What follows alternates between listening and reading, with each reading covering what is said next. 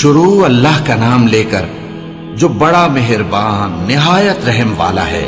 ए कमली में लिपटने वाले, रात को क़याम किया करो मगर थोड़ी सी रात, यानी निस्फ रात या उससे कुछ कम क़याम करो या कुछ ज्यादा, और कुरान को अच्छी तरह ठहर ठहर कर पढ़ा करो। हम अनकरीब तुम पर एक भारी फरमान नाजिल करेंगे।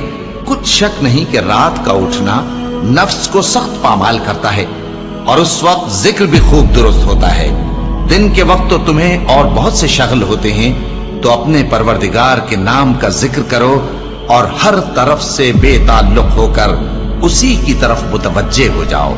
वही मशरिक और मगरिब का मालिक है, उसके सिवा कोई माबूद नहीं, तो उसी को अपना कारसाज बनाओ।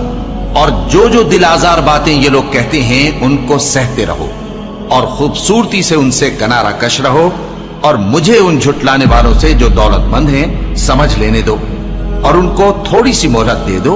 कुछ शक नहीं कि हमारे पास बेड़ियां हैं और बड़ी जबरदस्त आग है और गले में अटकने वाला खाना है और दर्द देने वाला अजाब है।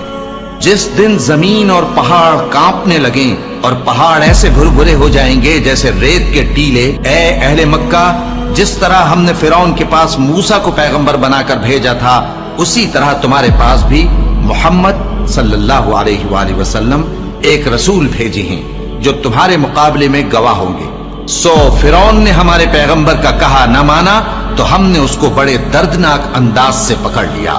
अगर तुम भी इन पैगंबर को न मानोगे तो उस दिन से किस तरह बचोगे जो बच्चों को बूढ़ा कर देगा, जिससे आसमान फट जाएगा।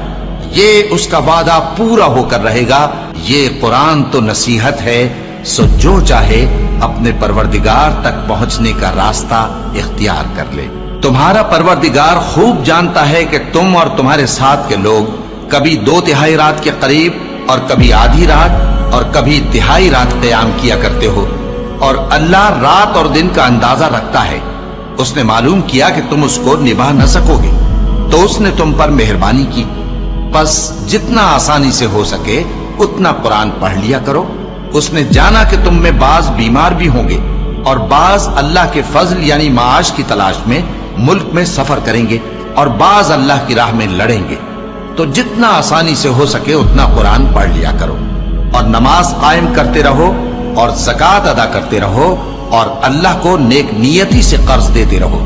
और जो अमल नेक तुम अपने लिए आगे भेजोगे उसको अल्लाह के यहाँ बेहतर और सिले में बहुत अजीम पाओगे। और अल्लाह से बख्शिश मांगते रहो, बेशक अल्लाह बख्शने वाला है, मेहरबान है।